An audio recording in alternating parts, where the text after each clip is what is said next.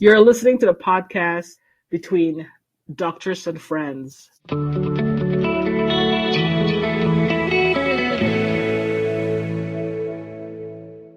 The hottest topic this week is this acetaminophen.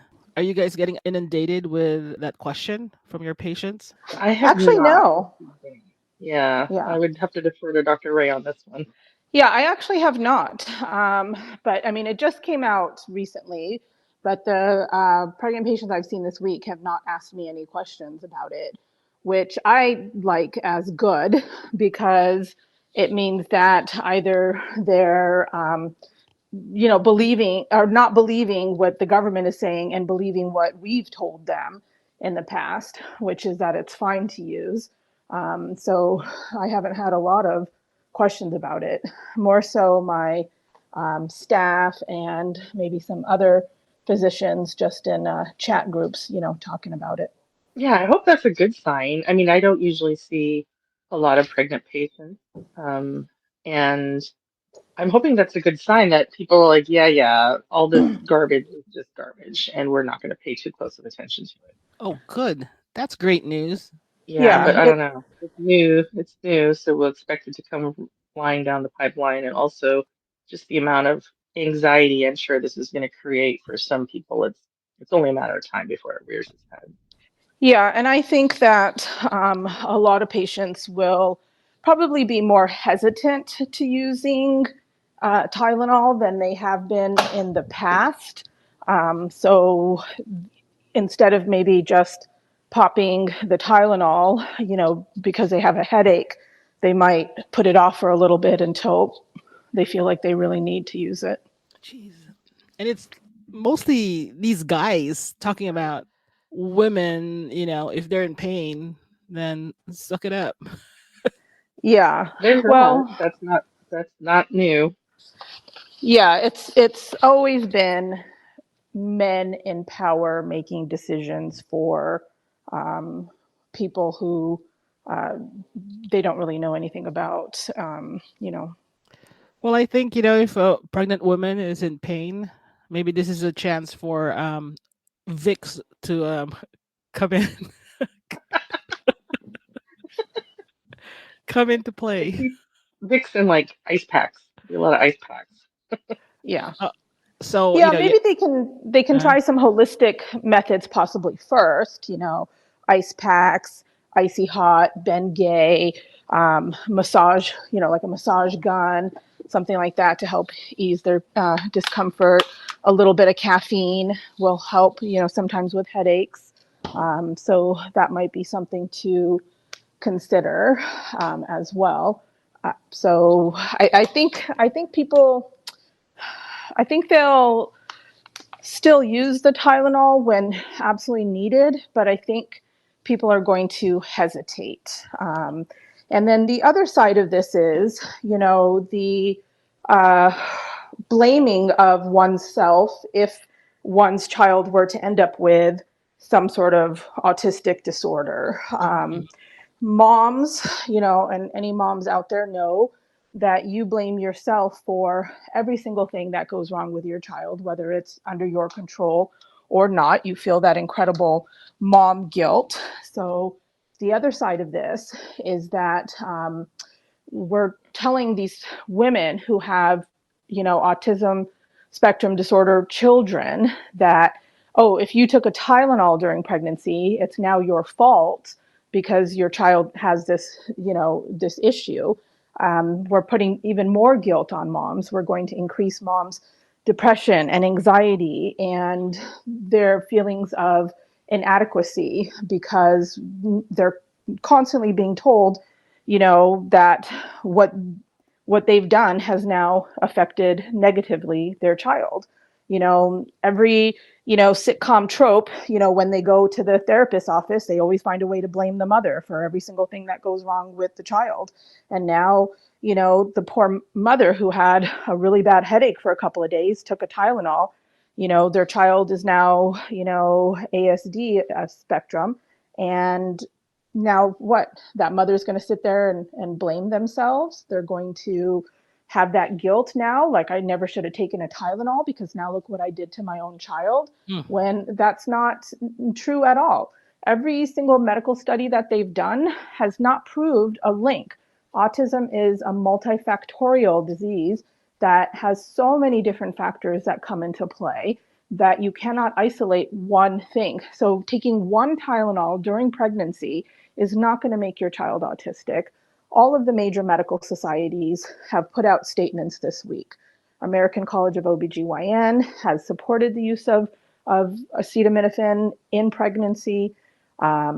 And, we have to just look at the bigger picture of things. Autism is not that simple to put a finger on that this is what causes it. Yeah, I saw an interview on CNN, Jake Tapper interviewing Dr. Oz, and Dr. Oz was saying, "Well, you know what? There's more uh, kids with autism now. We didn't have that back in the days." And I'm thinking to myself, if Oh God. autism, if autism, that name existed, I'm like, I think I know a few people. You know, Right, right. And we had, come on, let's look back, right? I mean, I have a few family members that I think could fall on the spectrum. right? So, right, and we had different terms for them. We called them slow, or whatever terminology came up, or socially Challenge. Awkward. inappropriate, Yeah. or Awkward. challenged, or Yeah. awkward, or mhm, bizarre, or weird, or whatever it is. There's mhm, so many. People are getting diagnosed when they're in their 40s or 50s because they never saw it as enough of a problem, or it didn't come up in any you know type of examination or anything, and now they're getting Right. diagnosed very late in life, or even like ADHD. mhm. I have an elderly family member who, after another family member was diagnosed with ADHD, then we realized that this other family member very much has it. But that family member is, born, in the 30s and 40s, and Uh-huh. they didn't have that back then. They didn't diagnose it. And now you can kind of see it clearly. Now that you know what you're looking for, you can see it clearly that this is what the issue is. But that doesn't mean that, oh, all of a sudden ADHD is so prevalent. No, Mhm. people have it. There are many senior citizens, probably in their 70s and 80s, 90s, who have ADHD and who have autism, but they never got diagnosed with it because they didn't have Right. the medical ability to diagnose them. And the So awareness. The yeah, awareness. I mean, And then and also the everybody has criteria for that, diagnosis. Mhm. yeah, and everybody has that, maybe bizarre uncle who was just, you know, odd and weird, and, nobody, talked to him or something, that, most likely had I mean, autism. for us, I mean, classmates, that were a little different, that struggled, Yeah, but they just weren't diagnosed with what today's diagnoses have. yeah. So, I Exactly. had, It's the awareness and the criteria are not like it's not like, if you have, something that's very clear, like if you have lupus, it's this, that, the other. Okay, there's, five of these 11 potential things. Okay, you have lupus. It's not like that. It's broad. yeah. that's true. Yeah. So you have to look at, what the science and the research and everything shows, and that's what, where you have to put the value. People who have dedicated their lives. I saw a TikTok reel of someone who had gotten their PhD in basically autism spectrum disorders and the neurodevelopment of that. And he put his credentials on there. So this is a person who, has some neuroscience bachelor's, a master's, and then did a PhD basically studying autism spectrum disorders. And he's going on there saying, like, this is not true. This is not the case. Mm, Acetaminophen is not linked to this at all. MMR vaccine is not linked to this at all. You have to trust someone who spent 3 to 5 years of his life every day looking at patients with autism, looking at causality, looking at what is causing this. I would 100% believe this person who spent his life studying this and learning about this disorder than politicians who have no science background whatsoever. They are, um, you know, their majors in college. They probably didn't even take a college level biology class or a college level chemistry class. They don't have the ability to understand virology and neurological disorders. So you have to look at who is speaking to this, who are their experts, what is their training, what have they focused their studies on, and go from there. So the American College of OBGYN has put out, a statement, and that's where I get my information. That's where I'm held to their standard of care when I'm providing patient care. Hmm. And so that is who I'm going to listen to and what I'm going to tell my patients and print out information from them if they are concerned about it. The other thing I have to touch on this is like, there's been so much since the whole MMR and autism, potential connection that we know is not there had kind of hit the popular media. That was just what like one example of this. It's like, don't you think that we as physicians care about what happens to our patients? Hmm. Hmm. We absolutely care about, and we look at things, I'm sure we all do this. We look at things long term. When I have somebody who is a young female patient who may carry a pregnancy someday, I'm already calculating what I could do to protect her potential future pregnancy, even though she's just there for a routine checkup or something. So I'm looking generations down her family line to make sure that we could set everybody up for success. I mean, that's how much we care. We want our patients to do well. And so if we thought Tylenol was bad for you in pregnancy, or we would tell you. Hmm. Hmm. And it's not like Tylenol nor pregnancy, neither one of these things are new. And These how are many not new things. There's like a lot of information on it. and how many patients do you guys see a year? You see a I lot mean, of patients a year, and it's what Yeah. I tell people. I said, doctors see so many patients a year versus that information that's just you see on TikTok or social media.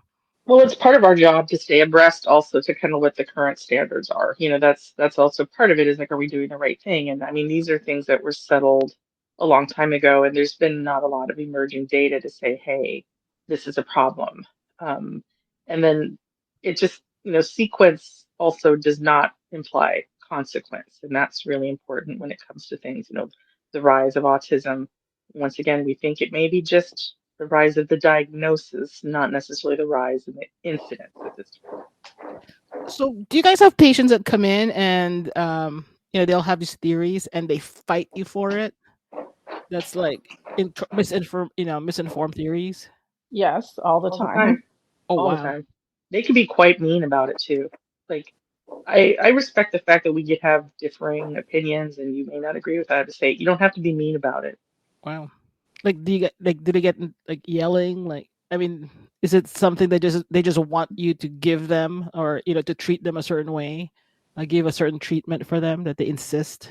Yes, usually Oh they come yeah. in. Usually they come in and they've looked online for what their symptoms could be, and Okay. online tells them that they need to get these 10 blood tests done and these five radiology studies done, and they come in and they say, I think I have XYZ. I need these blood tests and I need these X-ray tests. And so I'll start to talk to them about, okay, what are your symptoms? What's going on? And maybe I have a different opinion, and I'll say, I don't think you have XYZ, and let's, evaluate and see maybe what you do have. And they'll be like, no, I have it. I looked it up. They all fit my symptoms. This is what I want. I want these tests, and they get, upset. And maybe I'll say, okay, well, I can order some of them, but some of them you don't need to have done. There's no benefit in doing certain blood tests. There's no benefit in doing certain radiology studies. So maybe we can do some of the blood tests and some of the radiology studies and then go from there with what they show. And they still get upset. The other thing, too, is that they end up seeing maybe like a naturalist or a holistic doctor of some sort, or some Yep. nurse practitioner somewhere who Hmm. gives them a whole list of labs that need to be done. those people can't order labs because they're not medical physicians. So they Oh, send them with a whole list of stuff that needs to be ordered, and they want me to just blindly order all of this stuff and go from there. So, I try to explain to the patient that, if you have XYZ, then, we will diagnose it. I have no problem diagnosing it and treating you and going from there. But I need to listen to what your symptoms are. I need to use my education and my knowledge to determine whether or not these tests are appropriate and go from there. Because from what you're telling me, maybe I don't agree that you have XYZ. I think you have ABC. And so then we need to do the testing for ABC instead. But they insist because someone somewhere told them, or they are so convinced by their symptoms that they have XYZ and they need these tests to be done. And sometimes we come to an impasse where it's like, I really don't think you have this. So I really don't feel comfortable ordering all these tests. And the patients will leave upset. They'll be mad and they'll leave. And, and it goes from there. Sometimes, honestly, between friends, if I'm having a bad day already, or if I'm tired, or if I need to, leave the office quickly because I have a delivery coming up, sometimes I just won't sit there and argue with these patients. I don't have the energy to argue with you and tell you and explain to you. Fine, I'll order your tests here, just go, because I don't have the energy. Because if you imagine, and it's even worse for primary care physicians. So, arguing with patients, explaining to patients, letting them know that this is not the situation. Imagine doing that 10 or 15 times a day. It uh-huh. gets really, really difficult. So maybe when the day starts, I'll, be like, I let's really figure this out. Let's work together. Let's figure this out. And maybe by the end of the day, I'm like, okay, what test do you want? I don't care anymore. Here, go get your labs done. Come back in a week and we'll talk again. I've So, been seeing it lately with people who go to some weird diet program. They'll go to some place where they are given like really weird dietary information and they need strange tests that I have never even heard of. Like I don't even know what that would represent, and they insist that I order it because, they want their insurance to pay for it, even though it was some non-doctorate personnel telling them to get these tests done. So therefore, I'm all of a sudden the one responsible for ordering those. And what I don't like about that is like you can do whatever you want, like it's a free country, but I'm now responsible for the result. And so when I have a test that comes back that I don't even know what this represents, what if it's not normal? And just Oh, because the lab flags it as normal doesn't mean it's normal. That's actually, what the lab interprets things as and what my job is to interpret things as is not always the same. And so it's a very tenuous sort of position. And it's like, hey, that's outside of the scope of my practice. They don't care.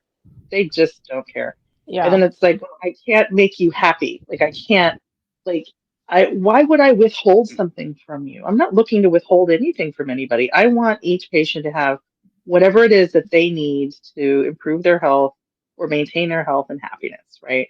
But that doesn't mean I need to kowtow to every weird demand that you have. And if you think that I don't know what I'm doing and you need that lab, go get your own medical license and then you can order it. Okay. right, now, Go you get right. your know, own. where's the line between, as a patient, from the patient's point of view, advocating for yourself? I mean, you can But why are advocate they? for yourself. You can say, this is what I have these symptoms and I'd like to get them checked out and figure out what's going on. But you have to listen to our explanation as well. I'm hoping that if you came to see me as a patient, you actually will trust what I'm saying to you. If we don't have that trust between each other, then you need to find another provider because it's not going to work. If you come in and you say, oh, you know what? I think I'm having a heart attack. I think I'm having a heart attack right now. And I say, okay, let me examine you. Tell me what your symptoms are. Let me order some tests. And once I do all of that and I say, you know what? You're not having a heart attack. You're having a panic attack. And this is what now we can do to help you with your panic attacks. I would hope that you would say, okay, I understand. Thank you for examining me. I'm having a panic attack. What do we do now? But they come and they say, no, I know I'm having a heart attack. My family members have had heart attacks. I've seen videos on people having heart attacks. I've read about heart attacks. I've TikTok seen says I'm TikTok having a on heart heart attack. attacks.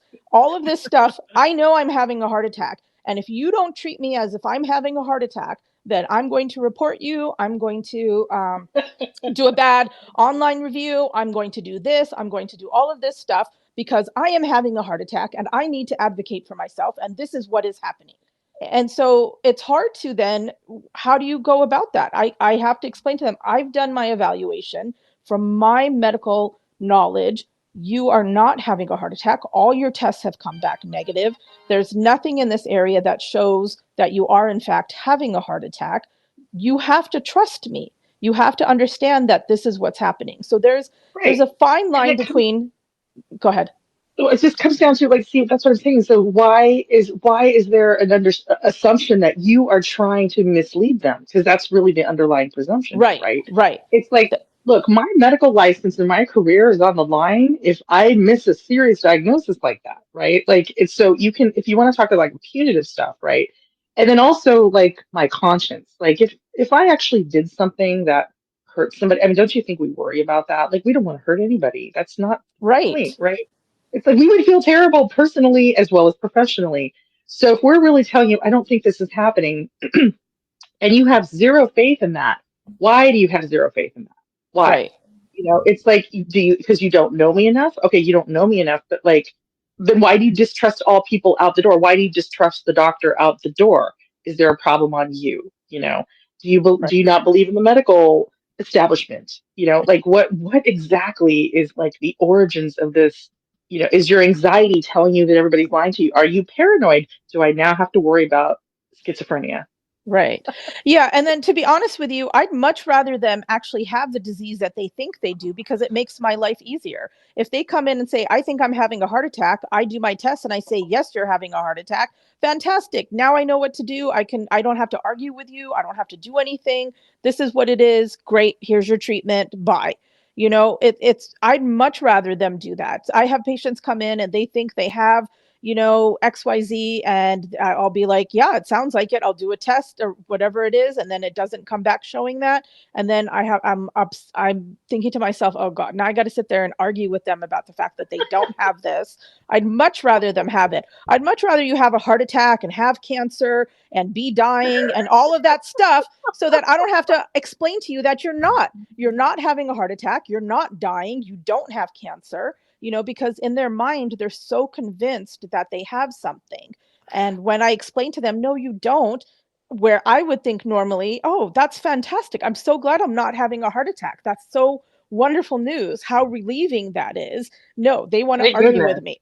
They want to argue with me and be like, yes, I know I'm having a heart attack. And until I agree with them, there's no resolution. And so they end up leaving upset at me and thinking that, I'm lying to them, that they are having a heart attack and this doctor is lying because somehow she makes more money if she lies to me. Somehow she's getting a kickback if she lies to me. Somehow the insurance is paying her more, or there's That's a magical thing, ulterior right?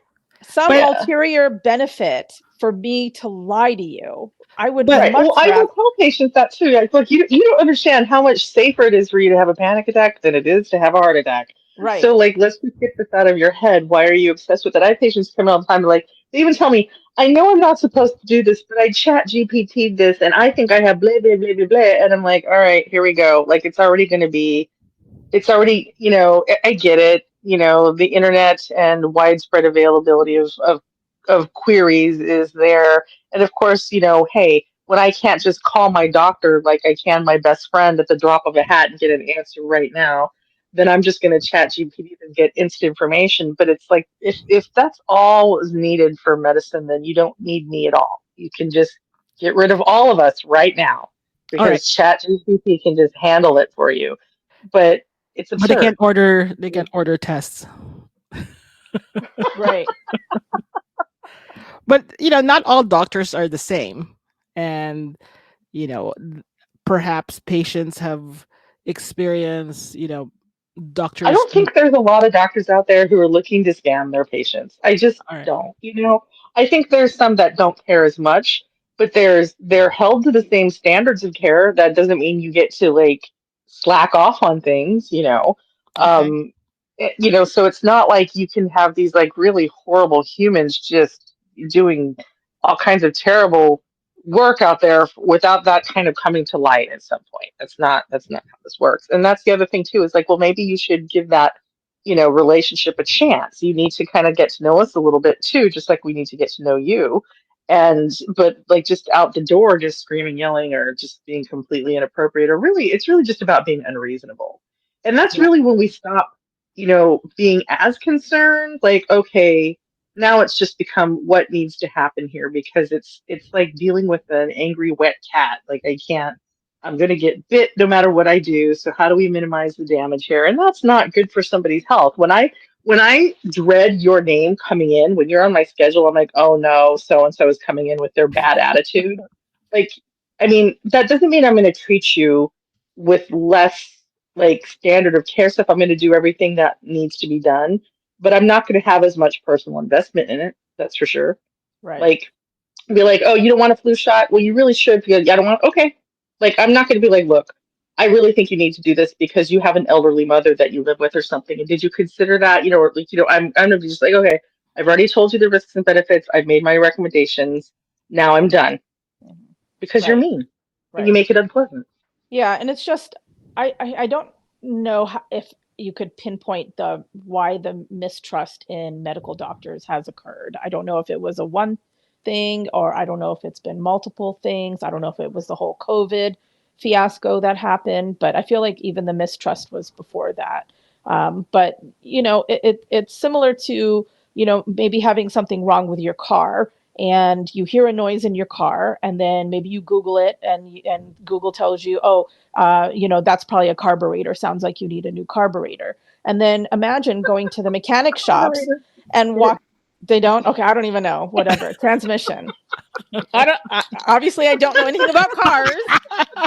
So, That's okay. so all right. Let's say a That's timing honest. belt.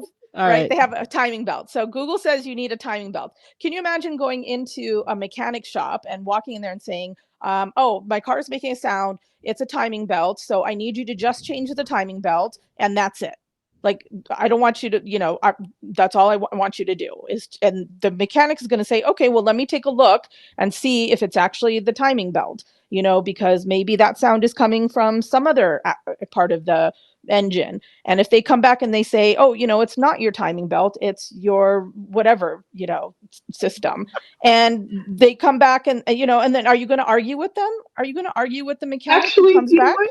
Well, Yes, hold on. I have to say something about yeah. that. My mechanic is an awesome person, really awesome.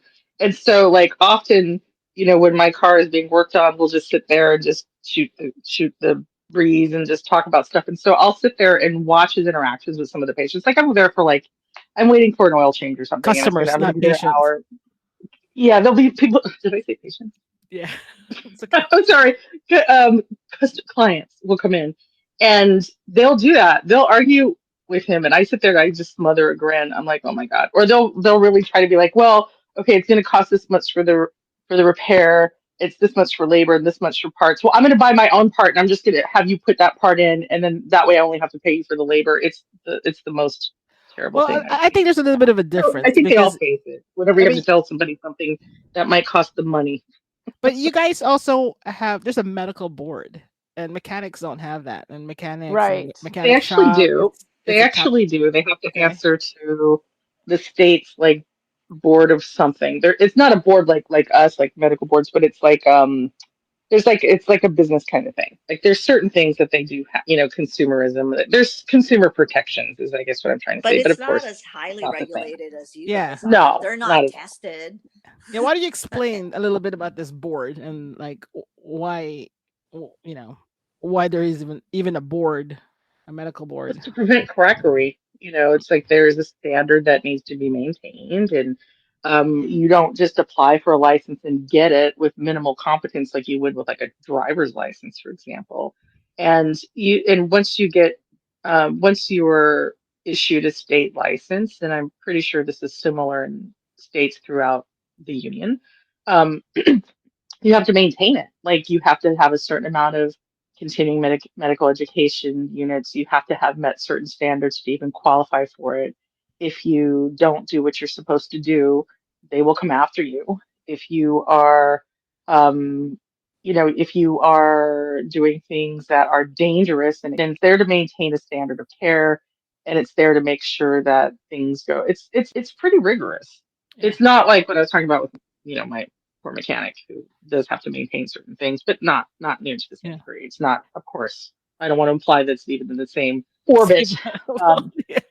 Because yeah, there are some mechanics, it's capitalism, they'll sell you these parts and all that stuff that because they also there's a monetary part there, but I think And that's the thing. with That's the the doctors. difference between Uh-huh. physicians and that is like, I don't sell you anything.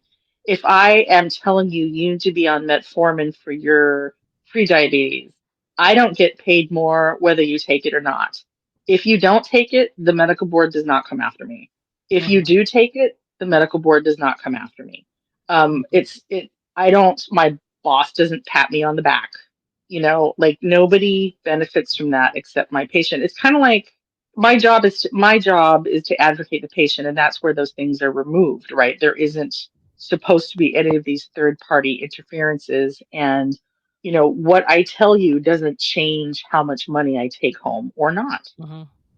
But then there's also Netflix, Hulu shows about pain relievers and the big pharmacy and how doctors are prescribing these medications. Do they You mean you're benefit? talking like the opioid crisis and all those Yes. things? Uh-huh. Well, see, this is once again, this is a complex medical discussion. Uh-huh. Once again, I don't know of any, like, I've never been given anything like prescribed this more. Like, I don't, you know what I mean? And Mhm. even if I do, it's not like I get anything out of it. And Mhm. I don't know where the origins of that is because my training background and also my approach to these things is, there has never been, if you're speaking specifically about opioids, right? And this is where it gets kind of loaded because um, there isn't really, if you look at the medical literature, there's no indication for chronic opioid use beyond 90 days for acute non-cancer or even chronic non-cancer pain. That's different for cancer. So cancer is a whole other game, and that's why we have to sift this out carefully. There's also patients who do suffer from chronic pain issues for whatever reasons. It's when you say chronic pain, that's an incredibly broad topic. Mhm. So, but that was a pharmaceutical thing. Like that's where the pharmaceutical company is pushing their agenda, pushing these things and saying, this is where it's approved for.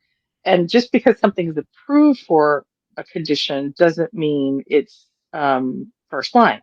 It doesn't mean that's what somebody should be on, and that's where our decision making is important, right? Where you come to a treatment plan with your physician with, attention to risk and benefit. It's always a risk and benefit discussion. Mhm.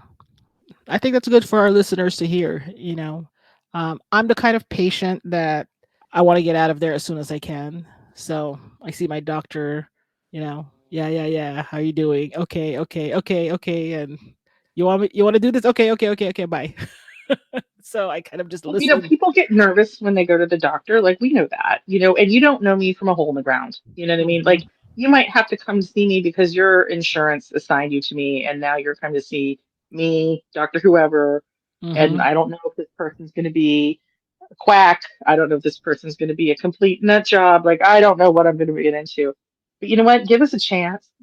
Hmm. Give us a chance because just like you're trying to form an opinion of me in 15 minutes that we have together, I'm also trying to make an understanding of who you are, what we're dealing with, what where you're coming from, what have you failed, what has not worked or what has worked, and kind of what you're going to how am I going to package this information so I can deliver it to you in a palatable way. If I Hmm. have somebody who's terrified and crying, that's going to be harder for me to get information into their heads because they're terrified and crying versus somebody who's aggressive and nasty out the door and who's already abused my medical assistant, for example, or somebody who's like, open and willing to at least figure out what's happening. And I got to do that in 15 minutes. Really, the problem I feel that a lot of these issues come from is the lack of time that we are given to spend with our patient. And that is a structure of the American um, medical system and insurance. Mm. How many patients do doctors typically see, like a family practice doctor, see every day? It's variable. Uh-huh. So internal medicine and family medicine and pediatrics and a good chunk of OBGYN are the primary care specialties, right? And it depends on where you work, what type of, what this, are you working for yourself? Are you working for a corporation? There's a million, it's so incredibly variable, but I've seen places where you know, average for adults is anywhere from 18 to 22 a day and We're talking up eight to, hours within an 8 hour. yeah, 8 to 9 hour window. And Wow. then for up to 40 patients a day. And Wow. and that's remember that while you're there, Hmm. you're not just seeing patients, you're also dealing with test results, phone calls, prescription refill requests, follow-up questions on, you gave me this antibiotic and now I'm having this, and like in the middle of your day, and phone calls in the pharmacy and um, walk-ins and just stuff. So there's a lot going on. And Wow. and we don't like it. Like we don't get there. Like I love to just spend 10 minutes with patients and move on. Oh my God. That's the worst. That's my worst nightmare. Wow. That's good to hear, for our listeners and for ourselves too. I Um, want to sit there and talk to the patient and get to know them and understand everything, but you don't have the opportunity to do that. And I think that breeds the distrust. And then you have patients, I mean, there's other stuff too, like patients lie to us often. Um, and and then you have patients like you're saying, like like what? yourself, right? Like I'm Big okay. stuff That's or why I'm little here. stuff. Huh? Well, yeah, or like they tell you that they have 2 beers a night and it's really a case of beer per night, or Ah, something like that. You're like, just tell me the truth. I'm not here to judge you. And then you have patients like yourself where the doctor, you're nervous, you're scared. I just want to get out here. I'm here because I have to be. And so when you're nervous, you're not listening very well. Sure, yeah. we know that. We don't like that either. Like we want you to be comfortable and understand. We want it to be a productive discourse. Mm. Okay, off my soapbox. No, it's White good. coat syndrome, white coat syndrome, right? It's real, right? What is And then that? You mean, white you coat mean syndrome.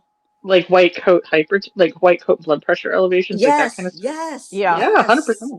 Wait. What is I've Yeah. that? read about Wait. that. Someone Oh, explain. So that's when your blood pressure is high because you're stressed out in a situation, including going to the doctors. So you'll come in and your blood pressure is high. We're like, oh, this is high. And then so nowadays you're not supposed to, I mean, I can't say nowadays. I mean, this is something that has been sort of in practice for a long time, but there's more of an obvious push towards it, which is you can't diagnose hypertension based on a couple of, in-office readings. You have to see what the patient looks like in their natural environment, so to speak. And so you need home readings. And you would think that is so simple. It's not. It's the most unbelievable, difficult thing sometimes. You're like, look, just take your blood pressure a few times. And like, I did, I took it, but I was checking my work emails and I was getting mad and it was still high. And you're just like, okay, oh, really? Like I told you specifically not to do that. But That's me. it That's me. it's stress related blood pressure elevations, whether it's mental stress or physical stress, and that stress, anything that stresses you out can raise your blood pressure, but that's not a dangerous thing. That's I'm interested in resting blood pressures when you're not stressed. And so white coat hypertension is when you come into the office, your blood pressure is higher than it should be, and then you go home and everything is fine. And we have to identify that. But because that requires you to do something after you leave the office, then sometimes you never get back to me or I have no idea what's going on. And you're just like, how's the blood pressure? And they're like, I haven't checked it. And you're just like, oh, all right. Uh, and I guess I have to stop caring more about your health than you do because you're So not playing ball.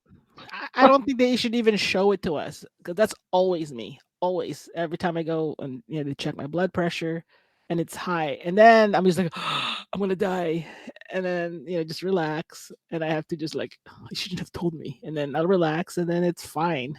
They check it Well, again, and it's I fine. think the thing is what am I, that comes into a weird thing too. Like, what am I supposed to do? Uh You huh. know, like, um, not tell you that it's elevated. Like I'm Maybe sorry, like, it's like there's certain things that I can't like, well, I don't. it's If always you a don't want to know, nurse. nobody wants to know their weight. Nobody wants to know their weight, right? That's the thing. Like, don't tell me. Okay, you don't Oh, want to know. You don't really? have to know. Yeah, that's Okay. a huge one. And Oh, but it's like, okay, you don't want to know. I don't want to get on the scale. Unfortunately, I need to know. So please get on the scale. It's like, if you don't want to know, we don't have to talk about it. But the blood wow. pressure, like, it's a little, I try not to scare people. It's a little high. Has it been like this before? And they'll say, oh, it's often like this. Like, okay, do you check it at home? Do you have a cuff? What kind of cuff do you use? Here's how to do it properly. Because once again, don't do something stressful, then check your blood pressure. Like, don't drink 3 cups of coffee and then immediately check your blood pressure. It's like stuff like that where you're just like, I want to know what you're like in your natural state so that I can tell you what to do about your blood pressure. Yeah. Well, it's typically, is it a nurse or is it an assistant that does it in the Depends beginning? on depends on the situation. It can be a nurse. It can be the medical assistant. Sometimes it's me. Okay. Typically, they'll tell me like, look, it's high, and I'm like, it is, and then it's okay. We'll do it again. After the third time, it's fine, Well, and it's fine. there is something to say about that. And once again, it comes down to technically the time constraints. Is when you walk, you're sitting there in the waiting room and they call you and you come in, like you walk down the hallway and you get to walk into the back of whatever you're at and you're like, okay, I'm in the belly of the beast, right? That Mm-hmm. alone is really Mm-hmm. terrifying, you know. And they take you down mysterious halls and you're like, what are they gonna do to me now? Even though Mm-hmm. you've been to a doctor 100 times, right? They're not going to do anything except at your vitals, but oh, what's going to happen now? And then, you're following the medical assistant or nurse who's usually making awkward small talk, right? Mm-hmm. And then they ask you why you're there, and then they try to ask you your medications, and then you and they may get into arguments over what the medications are supposed to be because you're supposed to be taking this, but you're saying this, and nobody knows what's going on, and it's just like a mess. And then they get your blood pressure, right? And so that's a blood pressure that's not a resting blood pressure. And so that's the problem is you technically to get an accurate blood pressure, you need to be seated and relaxed for at least 5 minutes before the blood pressure is checked. Who can Oh, do five that? minutes. Okay. Yeah. And so 5 to 10, technically, but so we're not interested in what your blood pressures look like when you exert yourself like that when it comes to typical blood pressure management. I have to qualify that by saying that there are Okay. times when we do want to know what that is, but that's a whole complicated discussion. And so, that's why that first reading is often a little bit elevated, but by the time they've got to their second or third reading, you've had a chance to sit and relax for a couple minutes.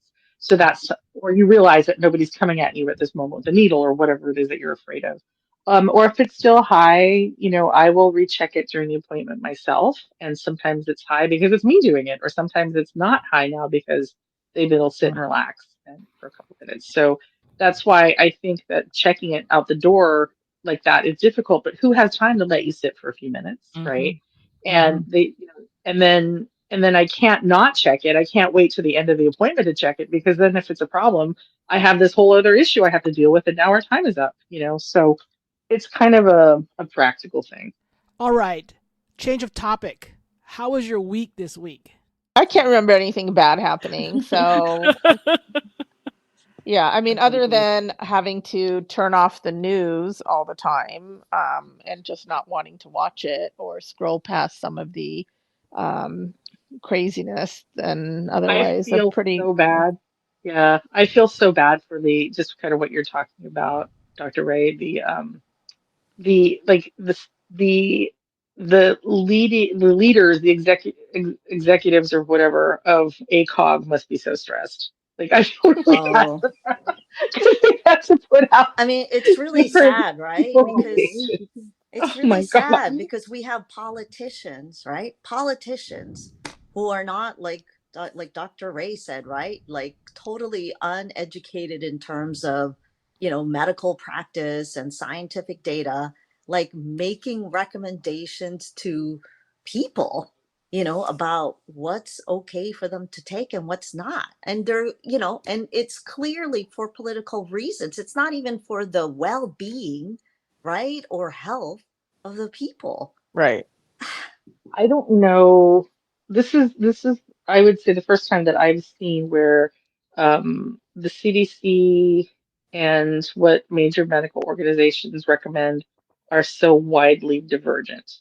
Like there always have been little differences, here and there that are kind of, well, that's up to the discretion of the provider, right? And the patient, but this is the first time where there's such divergence. And isn't the government supposed to be working in the best interest of my health, right? Isn't the government supposed to be when the government advocates for the health of the populace, then you have a healthier nation. You have a healthier situation, and this is where there is divergence over some things that are newer and recently more controversial, like COVID vaccinations, and then also things that are not really controversial, like acetaminophen and pregnancy. It's Well, a little concerning. So I feel bad for poor ACOG has had to be making all these statements lately just to reassure pregnant people I out mean, there. it's just shocking, right? Like, I mean, our host here mentioning, right, Dr. Oz coming on TV and making his recommendations. And I'm like thinking, why are you even, you know, m- like making this recommendation? I mean, like he was, if I recall, a cardiac surgeon. Right. He has never practiced OBGYN to my knowledge. And Or here he primary is care. making the recommendation because he's using his his title, MD, right? And really, right, I'm sorry to say I was just so disappointed at seeing that because clearly he is now speaking as a politician and not as a medical practitioner. I mean, it was yeah, it's just disappointing. It's well well, for Dr. Oz, the only thing, like, I don't know anything about him. I understand that he's a cardiothoracic surgeon, and that's not a joke. But at the same time, whenever somebody goes Hollywood, there's always money involved, right? Whenever somebody has a really popular podcast. There's always something when you're, it's is something, you know, more attention and more controversy and more anything is somehow going to translate into money, sponsorship money. Like there's money involved, and so of course people are going to say things, because there's a financial incentive. There is, or if it's not financial, it's your ego, right? Your ego gets stoked, or whatever. But or someone's yeah, pushing him to do it. I don't know if, well, yeah, I mean, isn't he the head of Medicare now? Yes. So CMS. and so, yeah, and so I just, it's because you're Hollywood now that you've lost some credentials. You know what I mean? It's you just you're just not. I don't know. I think it's I Uh, think it's I think that is the government should not be making um such controversial statements like that. I just don't think it's good. in my And industry, the big news was Jimmy Kimmel coming back, and the night that he came back, Governor Newsom was on Colbert, and he talked about the West Coast Health Alliance between yeah, California, Oregon, and Washington. What do you guys and know now about that? Hawaii's in it now too. Oh wow, okay. And then there's an East Coast one too with like New York, and I don't know exactly who else is in it at this point. Health Alliance? Yeah, it's basically groups of states that have come together to say we don't support these recommendations on COVID-19 vaccinations, restricting it to people over 65 or with serious health, problems that we think that anybody who is who thinks they need to be vaccinated for COVID should be allowed to get it. And so the state Yeah, public health departments have issued those guidances so that it it's can now to be given to whoever, and yeah, we as physicians have always had that discrepancy. Like we can always decide, hey, you're outside of the recommended group, but you should get it for whatever reason. it's to uphold scientific integrity in public health. Yep. In fact, yesterday, my business partner and I went to Costco to get our COVID and flu shot.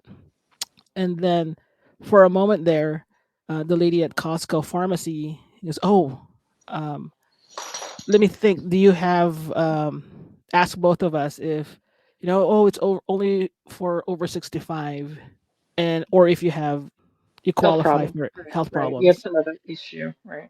And then she actually corrected herself. She's like, "Oh no, no, no. You're okay. You don't have to be over Because of the 65." state at which I you were would, getting this in. Yeah.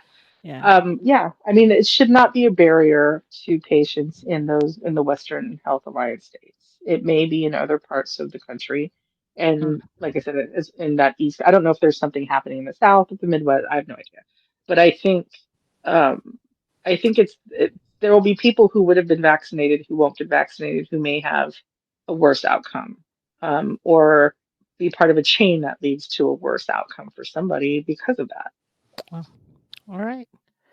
I was just going to say a case example, a real life case example. You guys know I was in Tokyo, Japan about a couple of weeks ago. So on that business trip, I did travel with one of my team members, actually, who was pregnant.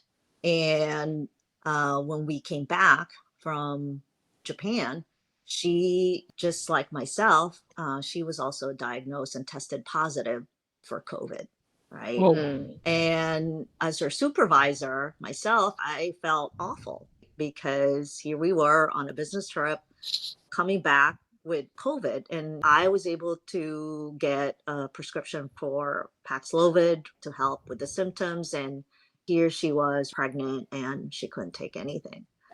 But fortunately, her husband is an ER physician. Wow.